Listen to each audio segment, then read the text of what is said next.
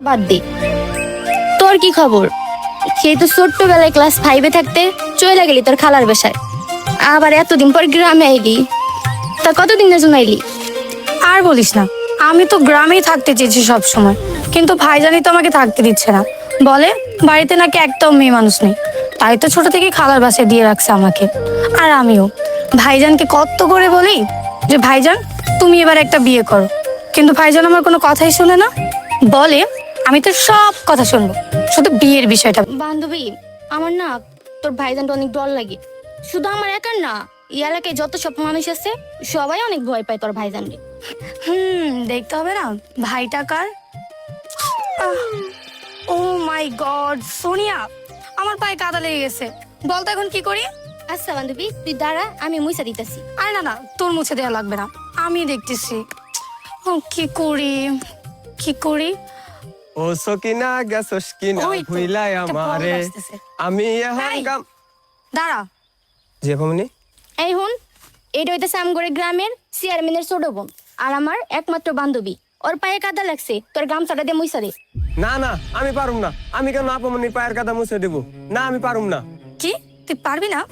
দেখ আমি ভালোই ভালোই বলতেছি, নইলে কিন্তু আমি আমার ভাইজানের কাছে বিচার দিব, আর তারপর আমিও দেখবো তুই কি করে এই গ্রামে থাকিস।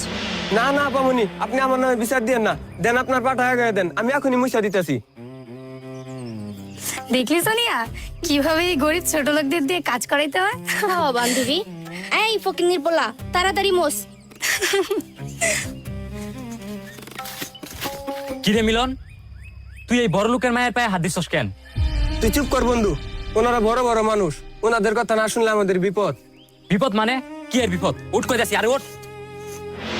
কিরে সোনিয়া, এই ফকিন্নির বাচ্চাটা আবার কই থেকে আসলো? বান্ধবী, এইটা হইতাছে আমগো গ্রামের করিম মিয়ার পোলা। করিম মিয়া মারা যাবার পরে তোদের খেতে খামারে কাজ বাজ করি, এই আর কি। ও তার মানে আমাদের গোলাম। মুখ সামলে কথা বলেন, আপনাদের কাজ করি বলে আপনাদের গোলাম হয়ে যায়নি। আপনার এত বড় সাহস হয় কি করে আমার বন্ধুকে দিয়ে আপনার পা মোছানোর?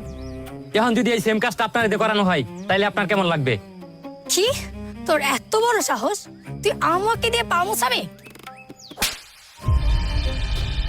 আজকের পর থেকে যদি আপনারা আমাদের মতো গরিবদের পিছনে লাগতে দেখি তাইলে আপনারা যে কি অবস্থা করুম তা আমি নিজেও জানি না। এই মিলন চল। বান্ধবী, এটা কি হইলো? জানি না, আমার মাথা কাজ করতেছে না। আজকে যদি ভাইজান এর একটা বিহিত না করে তাহলে আমি যে কি করব তা আমি নিজেও জানি না। চল এখন।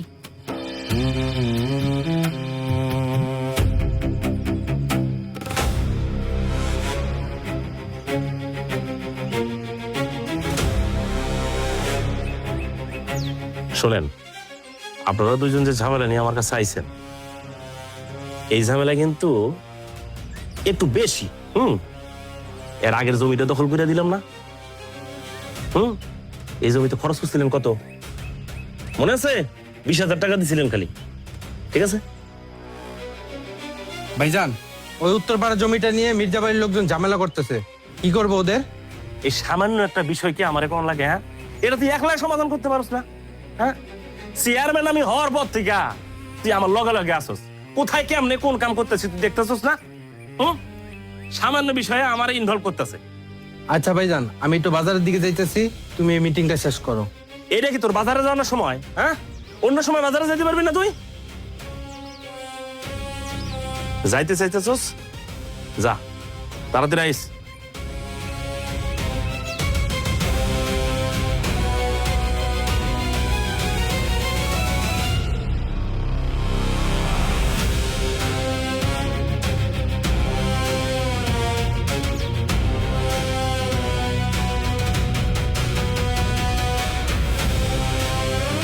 আমার পাগলি বোনটার দেখি একদম মেজাজটা গরম। হ্যাঁ, কি হয়েছে? হ্যাঁ, মাথা গরম কেন? আমার মেজাজ শুধু গরম না, আমার মেজাজ হট টেম্পার হয়ে আছে, মনে হচ্ছে আমার মাথাটাই ফেটে যাবে।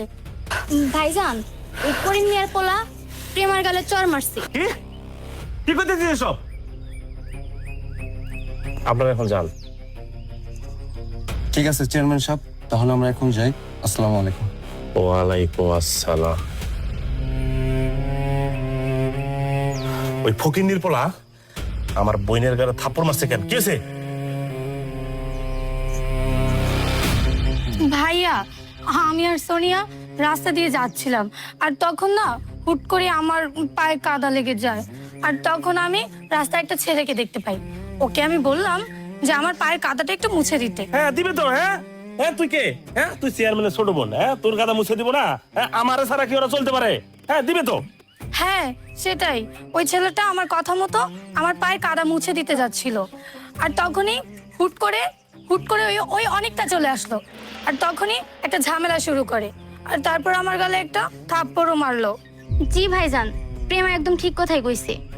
ভাইজান, আপনি আমার একবার বলেন, ওই ফকিরনির বাচ্চারা আমি এখনই ধরে নিয়ে আইতাছি। ওই বান্দির পোলার এত বড় সাহস, হ্যাঁ, ওই আমার বোনের গায়ের দিকে হাত দেয়।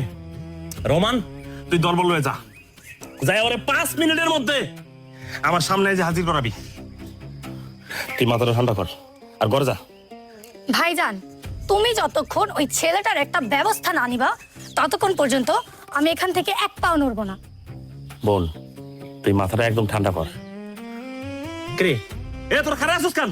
যা, 5 মিনিটের মধ্যে ওরে আমার পায়ের কাছে এনে হাজির করাবি। আরে আমার পায়ের কাছে না, আমার বোনের পায়ের কাছে যা। এই চল তোরা। এইবার তুই মাথাটা ঠান্ডা করে ঘরের মধ্যে যা।